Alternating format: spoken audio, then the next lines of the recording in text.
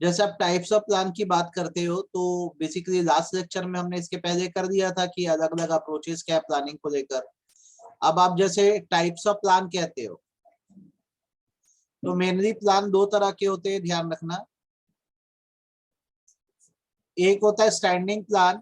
Standing plan उस plan को बोलते हैं जो कंटिन्यूअस नेचर का होता है, जो कंटिन्यूअस नेचर का होता है, जो रिकरिंग होता है। ऐसे प्लान जो लगातार चलते रहते हैं, जो खत्म नहीं होते, उसे स्टैंडिंग प्लान बोलते हैं। Standing plans are recurring plan and they are used repeatedly in situation of a similar nature. जैसे आपकी पढ़ाई, पढ़ाई एक स्टैंडिंग प्लान है। पढ़ाई कभी नहीं रुकती, आज भी करोगे, आगे भी करोगे, जीवन भर पढ़ाई तो करनी रहेगी। तो बेसिकली वो स्टैंडिंग प्लान होता है। Standing plan is used again and again over a long period of time. It is a standing guide to thinking and action. Standing plan is standing answer to recurring problem and it is of permanent और long term nature। ये लंबे समय तक चलता ही रहेगा। ये बात समझ आई कि नहीं आई, ये बताओ, हाँ या ना? Yes sir. नीचे ये टिक करना, आपके जो बिजनेस के ऑब्जेक्टिव्स होते हैं, जो पॉलिसीज होती हैं, जो प्रोसीजर होते हैं और जो रूल्स होते हैं, इन सब को हम लोग स्टैंडिंग प्लान्स बोलते हैं।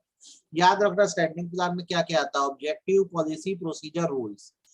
सिंगल यूज प्लान वो प्लान्स होते हैं जो एक बार अगर कंप्लीट हो गए तो उसको दोबारा यूज करने की जरूरत नहीं है, आप उसको डिस्कार्ड कर सकते हो, आगे करने की जरूरत नहीं है। ये ऐसे प्लान है जो स्पेसिफिक सिचुएशन के हिसाब से बनाए जाते हैं और जब सिचुएशन खत्म हो जाती है तो प्लान भी खत्म हो गए रहते हैं।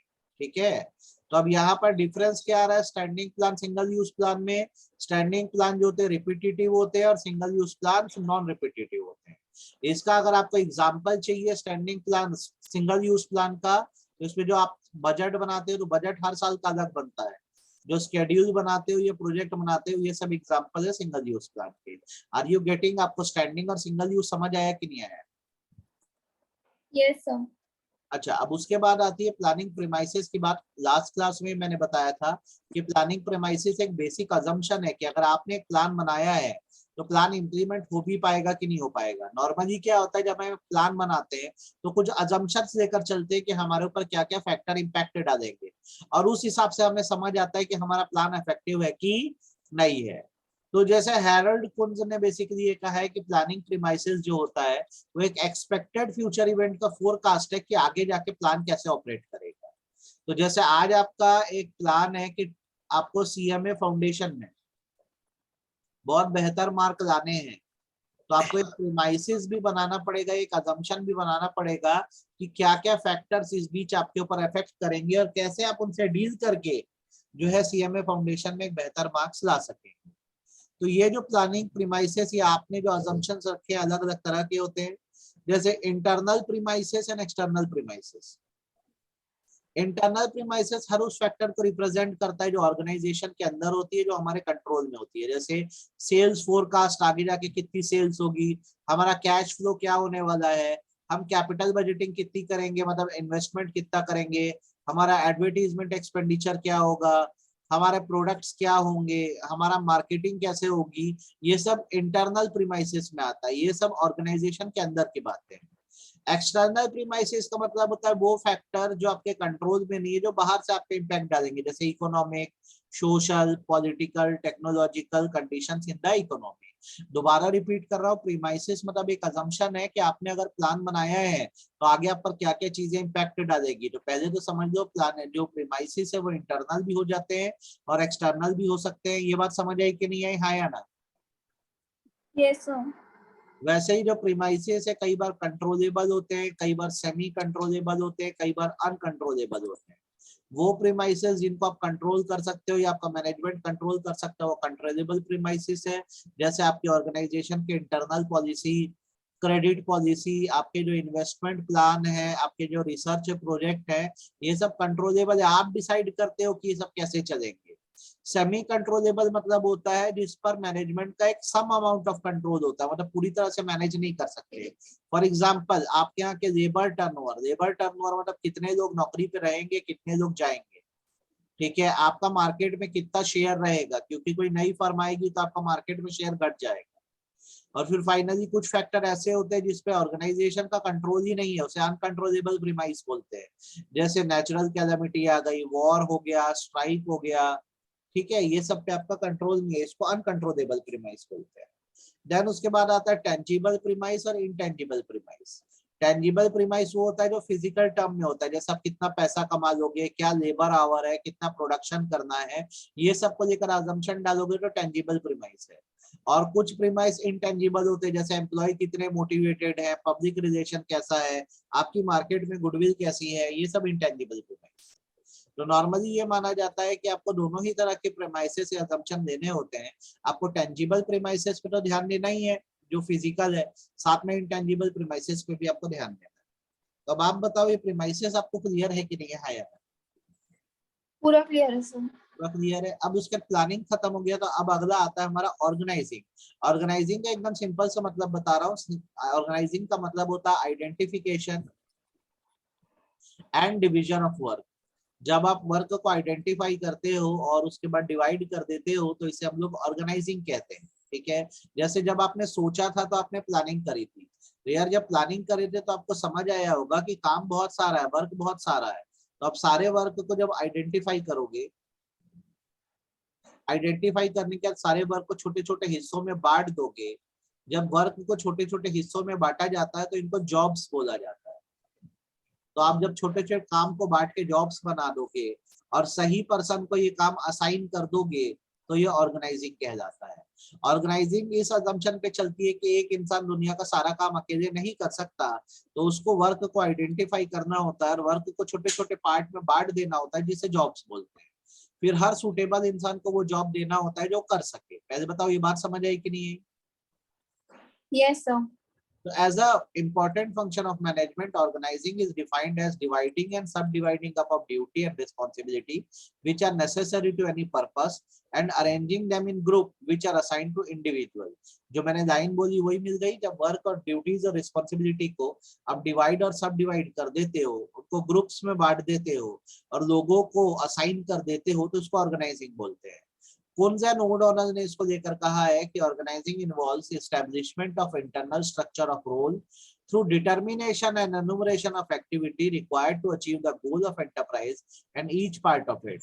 Grouping of these activities, assignment of such groups of activity to manager, the delegation of authority to carry them out, and provision for coordination of authority and informal relationship horizontally and vertically in the organization structure. पूरी line समझा रहा हूँ, सुनो।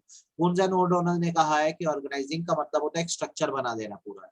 इस structure में क्या होगा, लोगों को ड्यूटी असाइन करी जाएगी, सबको वर्क दिया जाएगा और वर्क देने के साथ साथ अथॉरिटी भी दी जाएगी ताकि वो काम को कर सके। अब ये अथॉरिटी हॉरिजॉन्टली भी दी जा सकती है और वर्टिकली भी दी जा सकती है ताकि लोग अपना अपना काम पूरा करें, ठीक है, ये ध्यान रखिएगा।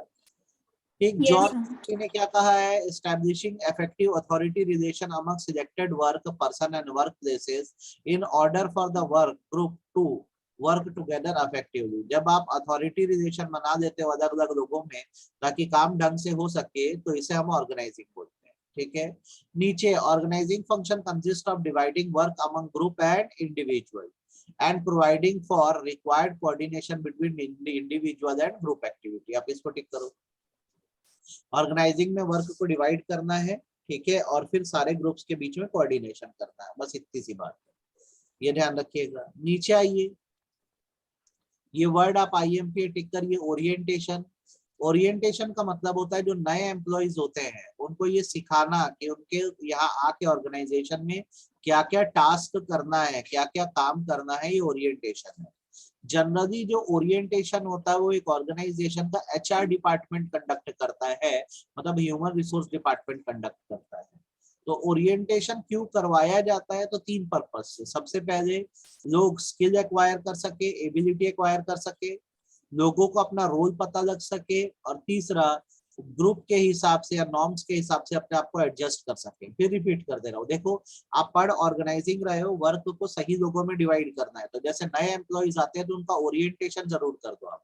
ओरिएंटेशन करने से क्या होगा, लोगों में नए स्किल्स आएंगे, उनको नया काम पता लगेगा, दूसरी चीज वो प्रॉपर अपना रोल समझ पाएंगे कि ऑर्गेनाइजेशन में उनको करना क्या है, क्योंकि सबसे बड़ी दिक्कत ये होती है कि जब आप कहीं जाते हो नए नए तो आपको पता ही नहीं होता कि करना क्या है। और तीसरा, आप ऑर्गेनाइजेशन के हिसाब से अपने आप को एडजस्ट कर सकते हो। तो ये एक्स्ट्रा पॉइंट है। ओरिएंटेशन समझ आया कि नहीं आया ये बताओ। Yes, sir. ठीक है, नेक्स्ट एक और टर्म आपको मिलेगा, प्लेसमेंट। ठीक है, प्लेसमेंट का मतलब होता है कि आपको ये डिटरमाइन करके बता देना कि आपका जॉब क्या रहेगा, और फिर क्या होगा, आपको ये काम दिया जाएगा जो आपको करना है। ठीक है, ओरिएंटेशन में वर्क से इंट्रोड्यूस कराया गया, प्लेसमेंट है आपको काम पकड़ा दिया जाएगा, अब आपको काम करना है। तो अगर किसी की सही प्लेसमेंट होती है तो मोटिवेटेड होके काम करता रहेगा। ठीक है, अब नीचे आते हैं, Yes, ऑर्गेनाइजेशन का प्रोसेस क्या है। तो सबसे पहले वर्क को आइडेंटिफाई करो। ठीक है, जितना भी आपका काम है, ठीक है, आप सारे काम को पहले आइडेंटिफाई कर दो, ये सबसे पहला स्टेप होता है। यहाँ पे ऑर्गेनाइजेशन बनाई जाती है, एक ऑब्जेक्टिव रखा जाता है, और सारे वर्क को छोटे छोटे हिस्सों में बांट दिया जाता है जो जॉब कहलाते हैं। क्या कहलाते हैं? job. अब जैसे आपने वर्क को आइडेंटिफाई कर दिया, तो जो जो वर्क सिमिलर नेचर के हैं सारे वर्क को आप एक साथ ग्रुपिंग कर दो। जैसे अकाउंट्स रिलेटेड सारे वर्क होंगे तो फाइनेंस में चले जाएंगे। किसमें चले जाएंगे?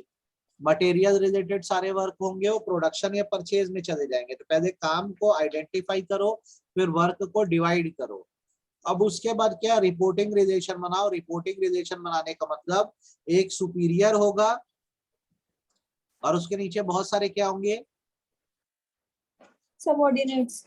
सबऑर्डिनेट होंगे। देखो क्या हुआ, सबसे पहले वर्क को हमने आइडेंटिफाई किया, फिर वर्क को क्या किया, जो जो वर्क सिमिलर थे उसको अलग अलग हिस्सों में ग्रुप कर दिया। अब हमने सुपीरियर सबऑर्डिनेट रिलेशन बना दिया है। इसमें एक बॉस होगा, वो सब लोगों को वर्क अलॉट करेगा। फिर हम क्या करेंगे, सबकी परफॉर्मेंस को मेजर करेंगे। ठीक है, कि लोग काम ढंग से कर रहे हैं कि नहीं।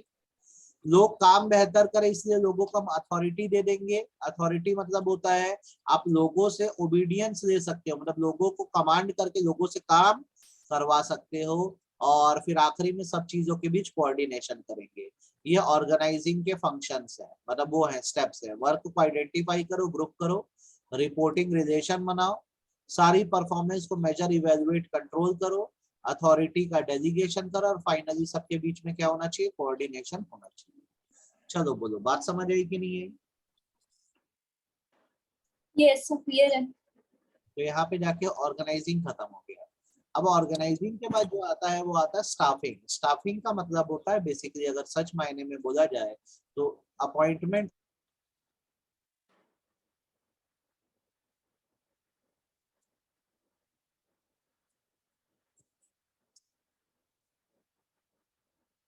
Appointment appointment of right person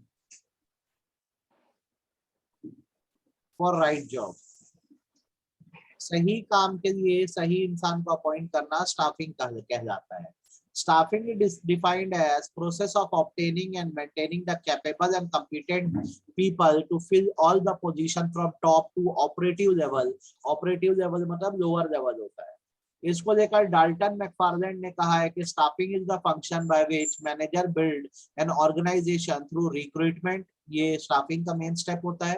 recruitment मतलब लोगों को बुलाना जॉब के लिए अप्लाई करने, selection, development of individual as capable employ. ये लाइन समझ आई कि नहीं आई? क्या कहा है मैकफार्लैंड ने? स्टाफिंग में क्या होता है, लोगों का रिक्रूटमेंट होता है, लोगों को सिलेक्ट किया जाता है और उसके बाद उनको डेवलप किया जाता है। गेटिंग? Yes, sir. इंपॉर्टेंस क्या क्या है? अगर मैं स्टाफिंग का बोलूँ तो स्टाफिंग का इंपॉर्टेंस सबसे पहला ये होता है कि इससे हम कैपेबल एम्प्लॉयज को ढूंढ पाते हैं। दूसरा क्या होता है, क्योंकि सही इंसान को सही काम मिल रहा है तो उसकी प्रोडक्टिविटी इंप्रूव हो जाती है।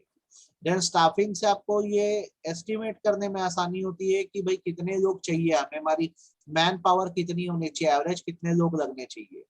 देन टॉप लेवल पे जो सही लोग हैं वो तभी आ पाएंगे जब एक प्रॉपर स्टाफिंग होगी। इससे लोग क्या प्रॉपर डेवलप भी होते हैं। जब आप स्टाफ करते हो, लोगों को लाते हो, तो ट्रेनिंग एंड डेवलपमेंट भी देते हो, तो उनका डेवलपमेंट होता है। देन आप अपनी वर्क फोर्स का बेस्ट यूज कर सकते हो, उनको सही सैलरी दे सकते हो। आपके एम्प्लॉयज का हमेशा मोटिवेशन हाई रहेगा अगर उनको सही सही काम मिलता रहेगा तो। और आपकी ऑर्गेनाइजेशन से जो कुछ प्रॉब्लम्स थी जैसे transfer, promotion, turnover, retirement, death, ये सब सॉल्व हो जाएगी। तो इसलिए स्टाफिंग बहुत जरूरी है। ठीक है, क्लियर हो गया? Yes, sir. स्टाफिंग कैसे करें? तो स्टाफिंग अगर आपको करनी है, मतलब आपको सही लोगों को अपॉइंट करना है, तो आपका स्टेप 1 जो होता है वो क्या जाता है, मैन पावर प्लानिंग, जिसमें आप ये डिटरमाइन करते हो कि आपके यहाँ रिक्वायर्ड पीपल्स कितने चाहिए, रिक्वायर्ड मैन पावर क्या होनी चाहिए, रिक्वायर्ड कितने लोग होने चाहिए। तो इसमें आप क्या करते हो, अलग अलग तरह के एनालिसिस करते हो। जैसे आप यहाँ पे करते हो work load analysis, work force analysis,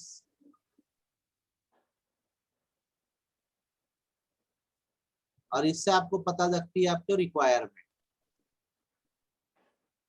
workload analysis मतलब एक वर्क को करने के लिए एवरेज कितने लोग चाहिए, तो जैसे चाहिए 10 लोग, 10%। वर्क फोर्स एनालिसिस मतलब अभी आपके एक्चुअल में कितने उस काम को करने के लिए, तो आपके यहाँ अभी एक्चुअल में 6 लोग, तो आपको अभी कितने लोगों की रिक्वायरमेंट है, 4 4 रिक्वायरमेंट है। तो मैन पावर प्लानिंग में हम एनालिसिस करते हैं। वर्कलोड एनालिसिस का मतलब होता है कि कितने एट एन एवरेज लोग चाहिए काम को करने के लिए, तो जैसे 10 लोग चाहिए। वर्क फोर्स एनालिसिस मतलब होता है कितने लोग अभी आपके पास हैं, तो जैसे 6 है, तो आपकी रिक्वायरमेंट और 4 लोगों की है। अब आपको पता लग गया आपको 4 लोग चाहिए, तो अब आप जो नेक्स्ट स्टेप अपनाओगे रिक्रूटमेंट अपनाओगे। रिक्रूटमेंट एक पॉजिटिव प्रोसेस होता है, हमेशा याद रखना। पॉजिटिव प्रोसेस मतलब होता है रिक्रूटमेंट में लोगों को इनवाइट किया जाता है कि जॉब वैकेंसी खाली है, आकर जॉब के लिए अप्लाई कर। जब बहुत सारे प्रपोज्ड लोग आ जाते हैं तो फिर सिलेक्शन किया जाता है, मतलब उनमें से जो बेस्ट होता है उसको सिलेक्ट किया जाता है। इसलिए सिलेक्शन को एक नेगेटिव प्रोसेस कहते हैं। अब जो बेस्ट कैंडिडेट सिलेक्ट हो गया उसको बराबर वर्क ट्रेनिंग दी जाएगी, पूरा काम सिखाया जाएगा और उसका प्लेसमेंट और इंडक्शन करा जाएगा, उसको उसका जॉब बताया जाएगा और ये सिखाया जाएगा कि किस तरह से ऑर्गेनाइजेशन में रहना है। आप बताओ ये बात समझ आ गई पूरी की नहीं आई? हाँ यार। तो इंडक्शन का मतलब? इंडक्शन का मतलब होता है लोगों को एक तरह का ओरिएंटेशन देना, जॉब से इंट्रोड्यूस कराना, लाना ऑफिस में, सारे रूल्स बताना ताकि वो यहाँ एडजस्ट हो सके। समझ आई? Yes, sir. क्या होता है आपकी एक प्रॉपर स्टार्ट हो जाती है। आप जैसे मेरे ऑफिस में नए नए आओगे, मैं आपको पूरी वर्क प्लेस घुमाऊंगा, मैं आपको सारे एम्प्लॉय से मिलवाऊंगा ताकि आपकी जो स्टार्ट रहे वो अच्छी रहे। किसी भी चीज की शुरुआत अच्छी होनी चाहिए ना। Yes, sir. बात समझ आई कि नहीं है? Yes, sir. Clear है। तो अब ये रिक्रूटमेंट जैसे हम बात कर रहे हैं, तो यहाँ तो लोगों को हम इनवाइट कर रहे हैं कि आओ जॉब के लिए अप्लाई करो, एक पॉजिटिव प्रोसेस है। तो रिक्रूटमेंट दो सोर्सेस से होता है, इंटरनल सोर्स होता है, दूसरा एक्सटर्नल सोर्स होता है। इंटरनल सोर्स का मतलब होता है आप जो लोगों को इनवाइट कर रहे हो वो बाहर से ना करके विद इन द ऑर्गेनाइजेशन कर रहे हो। ऑर्गेनाइजेशन के अंदर के जो लोग हैं, जो एग्जिस्टिंग एम्प्लॉय है, उन्हें ही आप ऑफर कर रहे हैं कि एक जॉब पोजीशन खाली हुई है, अगर कोई इंटरेस्टेड है तो उस जॉब के लिए अप्लाई कर दे। तो जॉब नॉर्मली जब इंटरनल रिक्रूटमेंट होता है तो इसके दो तरीके होते हैं, या तो इसमें आपका ट्रांसफर कर दिया जाता है या तो आपका प्रमोशन हो जाता है। ट्रांसफर करने का मतलब आप एक जगह जूनियर मैनेजर हो, आपको दूसरी जगह प्लेस खाली है वहां भेज दिए, शायद आप वहां भी जूनियर मैनेजर हो या आपको कोई और पोस्ट दे दी जाएगी। प्रमोशन का मतलब है आप जूनियर मैनेजर हो, आपको अब सीनियर मैनेजर का हम पोस्ट का वो दे रहे, ऑफर दे रहे, आओ ज्वाइन कर दो। तो इंटरनल सोर्स मतलब ये विद इन द ऑर्गेनाइजेशन होता है, जैसे बैंक होते हैं, यहाँ ये इंटरनल रिक्रूटमेंट बहुत चलता है। इसके दो तरीके हैं, तो ट्रांसफर करा जाता है, दूसरा प्रमोशन। बताओ समझ आया कि नहीं आया? Yes, sir. दूसरा रिक्रूटमेंट होता है एक्सटर्नल, यहाँ पर क्या किया जाता है, बाहर से लोगों को बुलाया जाता है कि जॉब के लिए अप्लाई करें। तो इसमें क्या तरीके, एक तो गवर्नमेंट एम्प्लॉयमेंट एक्सचेंज चलाती है, ये अक्सर unskilled work, semi skilled work या स्किल्ड ऑपरेटिव वर्क के लिए होता है। जैसे मशीन वर्क के लिए बेरोजगार लोग अपना जो बायोडाटा है वो एम्प्लॉयमेंट एक्सचेंज में जमा कर देते हैं, कहीं भी जॉब वैकेंसी निकलती है तो उनको एम्प्लॉयमेंट एक्सचेंज से फोन आ जाता है कि आप जाके अप्लाई कर दो। दूसरा मेथड पेपर एडवर्टीजमेंट होता है, कई बार प्रोफेशनल जर्नल्स भी होते हैं, जैसे टाइम्स ऑफ इंडिया में कॉलम्स रहता है कि रिक्वायरमेंट है, तो आप वहां पढ़ के भी अप्लाई कर सकते हो जॉब के लिए। फिर एजुकेशनल इंस्टीट्यूशन से प्लेसमेंट हो जाती है, कई जगह वॉक इन रहता है, लिखा रहता है आइए सीधे इंटरव्यू दीजिए और आपका जॉब लग जाएगा। कई बार एम्प्लॉय रेफरल स्कीम चलती है कि आपके यहाँ के जो ईमानदार एम्प्लॉय रहते हैं आप उन्हीं से पूछते हैं हमारे यहाँ प्लेस खाली है, आपकी नजर में कोई अच्छा एम्प्लॉय है तो वर्ड ऑफ माउथ से बताओ, हम उसको रख लेंगे। और आखिरी में फिर बहुत सारे मिसलेनियस मेथड आते हैं। अब तुम बताओ तुमको कितना क्लियर है? पूरा क्लियर है सर। क्लियर है। अब क्या होता है, एक्सटर्नल रिक्रूटमेंट के कुछ एडवांटेज हैं और कुछ डिसएडवांटेज भी है। जैसे एडवांटेज ये है यहाँ पे वाइडर चॉइस मिलती है। इंटरनल रिक्रूटमेंट में एग्जिस्टिंग एम्प्लॉय है तो उतना वाइडर चॉइस नहीं मिल रही है। इसका खुद पढ़ना ना ऊपर, ये सेल्फ पढ़ना, इसका लिमिटेशन इंटरनल का। Yes sir. ये ना एक्सटर्नल का फायदा क्या है कि इसमें चॉइस बहुत ज्यादा है, और दूसरा कल को कोई ये नहीं बोल सकता कि हमारे साथ डिस्क्रिमिनेशन हुआ क्योंकि ऑर्गेनाइजेशन में बाहर से लोग आ रहे तो हम किसी को भी नहीं पहचानते। क्लियर है? Yes sir. इंटरनल रिक्रूटमेंट होता ना तो जैसे मैं एक्स को सिलेक्ट कर देता तो वाई बोल देता यार हमारे साथ डिस्क्रिमिनेशन हो रहा है। यह ऐसा नहीं है, सब लोग बाहर के, हम तो न्यूट्रल हैं।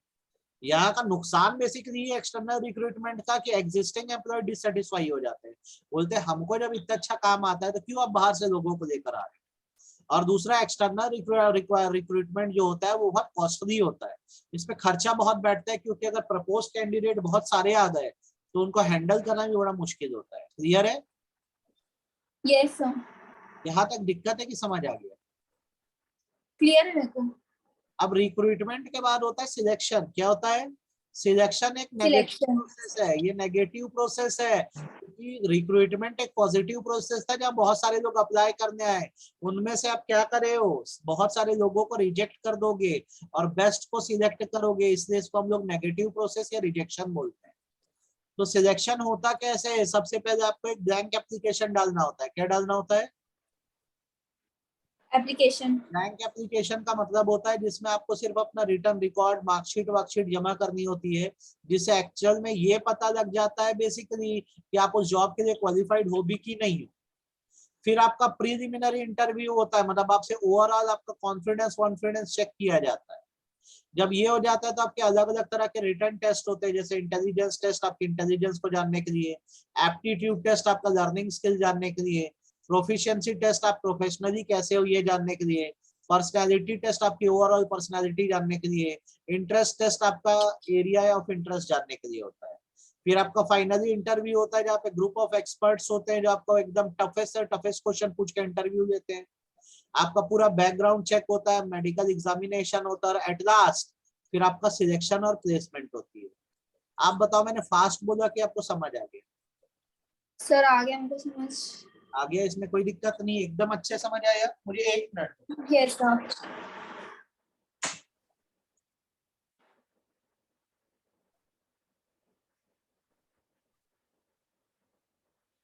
तो ये एकदम इजी स्टेप है सिलेक्शन के, ठीक है, और एक बार में बनने चाहिए, इसमें दिक्कत नहीं आनी चाहिए। अब सिलेक्शन हो गया तो आगे आपकी कराई जाएगी training and development.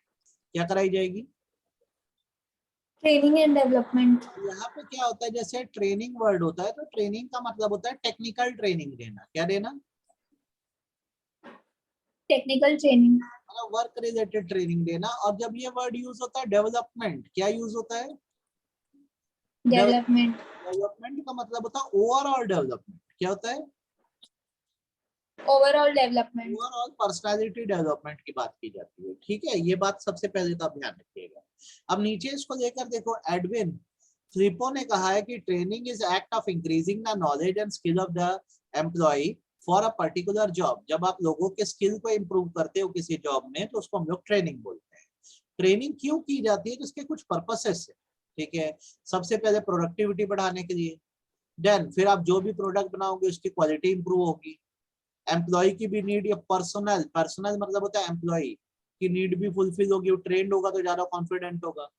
Then worker की हेल्थ इंप्रूव होगी, सेफ्टी को ज्यादा प्रमोशन मिलेगा क्योंकि ट्रेन एम्प्लॉय ज्यादा सेफर वे में काम करता है, ठीक है। देन एम्प्लॉयज को ऑब्सोलेशन से आउटडेशन नहीं होगा। आउटडेशन होने का मतलब ट्रेनिंग करोगे तो हमेशा अपडेटेड रहोगे, आपकी हमेशा पर्सनल ग्रोथ होती रहेगी, इसलिए ट्रेनिंग बहुत जरूरी है। क्लियर है? Yes sir. कहीं कोई दिक्कत? No sir. ये पैराग्राफ बहुत इंपॉर्टेंट है, टिक करो। Operative skills are required for successful completion of given task. Interpersonal skills are related to maintenance of successful relation between peers and subordinate. Peer मतलब team होता है। आपके अंदर क्या कौन? होता है सर?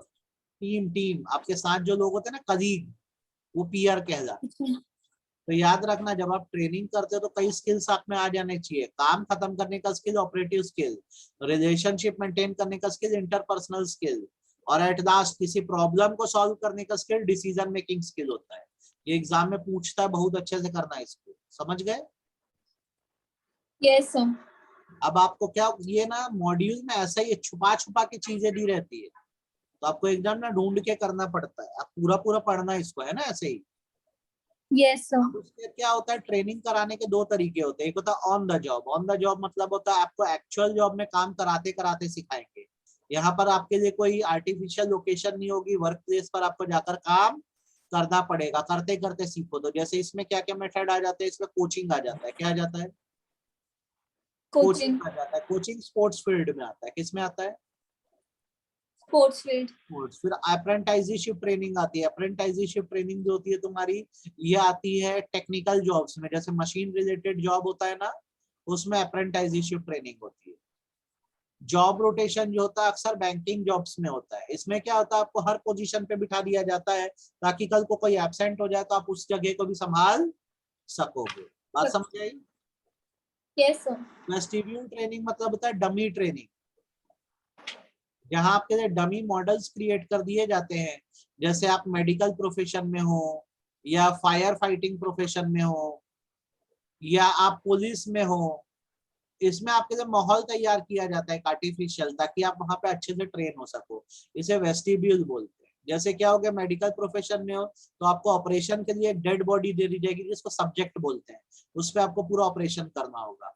आप फायर फाइटिंग फील्ड में हो, आपके लिए नकली पूरा एक एरिया बना दिया जाएगा जहाँ आग लगा दी जाएगी, आपको बोला जाएगा आग बुझाओ। बात समझ आई? Yes sir. फिर आता है सेल्फ इंप्रूवमेंट प्रोग्राम। ये ऐसे प्रोग्राम्स होते हैं जहां आपको नई नई टेक्निक्स और अपडेट्स दिए जाते हैं। ये मेरिट डिमेरिट सेल्फ पढ़ना है यार, ये कंजट काम है, ठीक है। ऑफ द जॉब ट्रेनिंग पे आते हैं हम लोग। ऑफ द जॉब ट्रेनिंग मतलब वो है जहां आपको एक्चुअल से अलग हटाकर, ठीक है, अलग से बिठाकर ट्रेनिंग दी जाती है। जैसे कि लेक्चर्स दिए जाते हैं, आपको कॉन्फ्रेंस के थ्रू चीजें समझाई जाती है, ग्रुप डिस्कशन होते हैं, रोल प्लेइंग होती है। क्या होती है? रोल। Role playing. ये अक्सर लॉ फील्ड में होता है। मूट कोर्ट्स होते हैं, मॉक कोर्ट्स होते हैं, केस स्टडीज यस कराई सर। जाती है, और टी ग्रुप ट्रेनिंग या सेंसिटिविटी ट्रेनिंग होती है। इतने तरह की ट्रेनिंग होती है। सेंसिटिविटी ट्रेनिंग का मतलब ये होता है कि आपका किस मामले में क्या रिएक्शन आता है, ठीक है। Yes sir. तो मेरिट खुद पढ़ना, डीमेरिट खुद पढ़ना। बन जाएगा? बन जाएगा बिल्कुल। पक्का? पक्का पक्का। देन उसके बाद आता है लीडिंग। लीडिंग का मतलब लीडरशिप होता है। इसको लेकर तो पूरा एक चैप्टर तुम पढ़ चुके हो। लीडिंग में करना क्या है, एम्प्लॉइज को मोटिवेट करना है। और एम्प्लॉय एक टॉपिक छूट गया शायद ऊपर, placement orientation and induction, leading के ऊपर। ऊपर हमने टिक किया ना, प्लेसमेंट का, ओरिएंटेशन का, इंडक्शन, तीनों का मतलब।